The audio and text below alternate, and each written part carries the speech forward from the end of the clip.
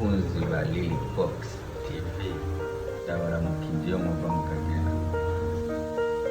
Uyu munsi tugiye kuyaga kuri bashiki bacu basanzwe baragiye kurondera ubuzima bw'abana hari munsi y'Indege, Oman, Iran hamwe na Iraq. Bashiki bacu iyo bashitse muri ibyo bihugu benshi muri bo ubuzima bugenda bwicara usanga bavuye muri kontra bakemera gusiga ibyangombwa byabo bigarura pasiporo kugira ngo bajye kuba ahantu higera. None bajya muribaza ko biba bigoye n'ingorane. Ugiye kuraba bashiki bacu benshi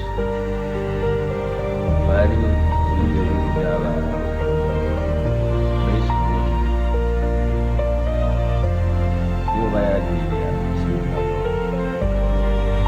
maze kugera inyuma yo kose bayanze gusanga byatari kugabana abana.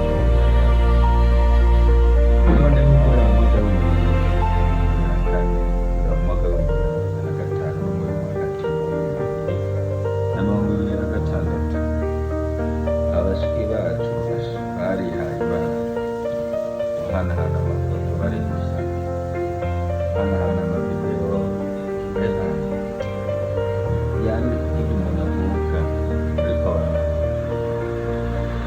yego bari kurondera ubuzima ariko n'undi bari kurondera ubuzima bishinga abahungu babatwara nabi kuko zino nk'umuntu yakubwira ati ifoto yawe uri gusa utambaye hanyuma ukamuhereza amavidewo ejo mwashwana rimwe kabiri akabikanda kuvuga share mu makuru agenda gukana n'abandi. Izo ni ingaruka ziba ku muryango w'uwo biba byabaye ko haba